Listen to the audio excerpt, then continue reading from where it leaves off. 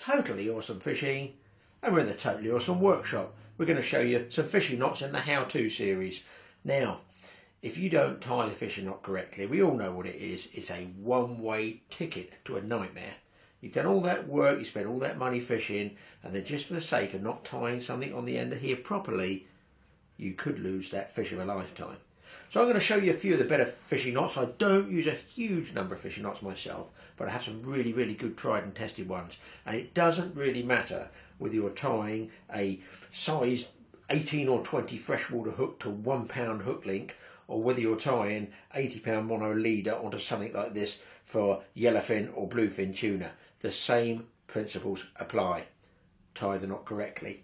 I'm going to be tying it, if I can, in 70 pound leader here because it's bright orange and I hope you're going to be able to see it, and fingers crossed, as we say, you shouldn't lose any more fish.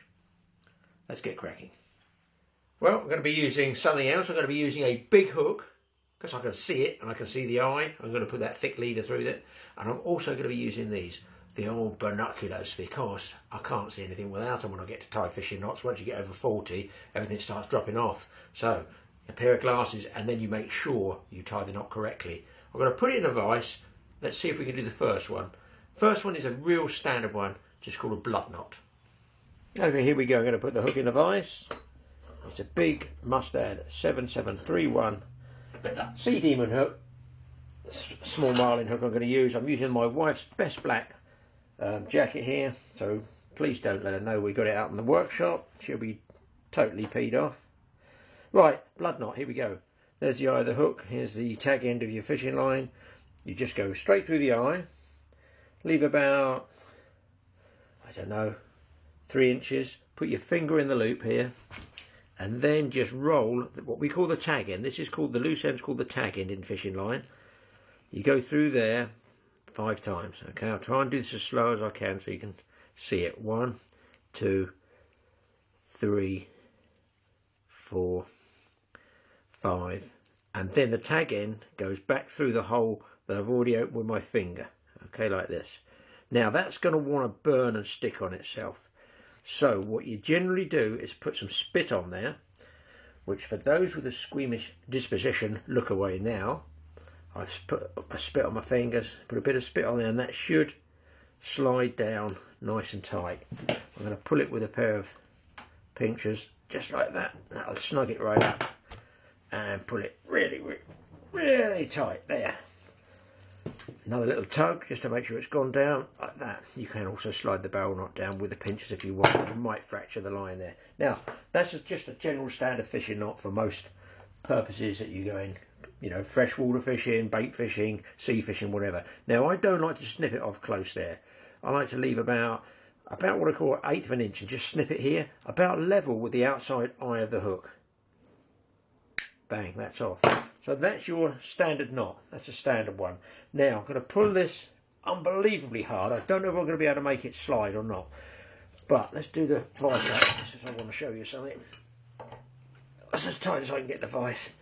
I'm going to work it and work it and work it. It won't come, it won't come, it won't come. There, right, now that's what I wanted to do. Now this you cannot get away from, folks. That is the telltale sign of a fishing knot that has slipped. So when you lose a fish, if you get that, there's one person to blame. That's the guy that tied the knot. Okay, so if you get this, that means something's cut through. You've been on a rock, a snag, or something with teeth is cut through cleanly. But when you get this, that's down to one person, the knot tire. So although that blood loop under normal conditions probably wouldn't slip at all, I was putting undue pressure on it. I'm going to tie it again with what's called a tucked blood. Now this is exactly the same. You go round, put your finger in the gap, you go round and round 5 times.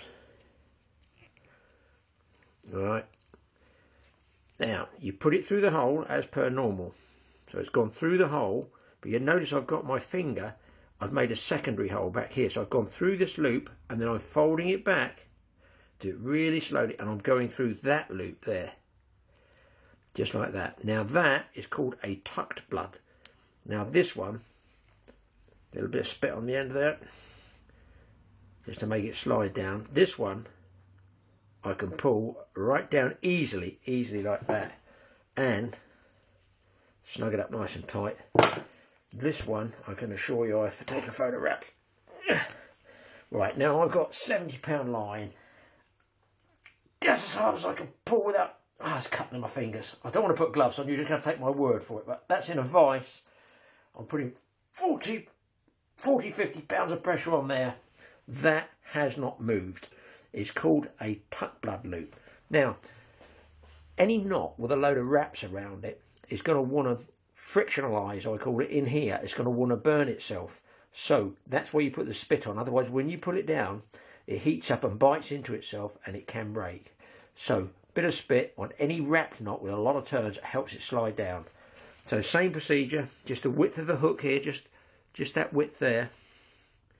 Just snip the end off and leave that tag in that. The fish are going to take that whole piece of metal. They're not going to be worried about this little piece here. So there you have it. That is a tuck blood loop. That's the one to use for most of your fishing. Now, if you want to take a hook off, don't cut it here, because you have to put 2 cuts, don't you? You have to cut here and then cut there. If I cut there, oh great, I cut the hook off. Oh no, I still got to get the knot. Get a pair of snippers, cut the knot. Job done, much easier to tie on.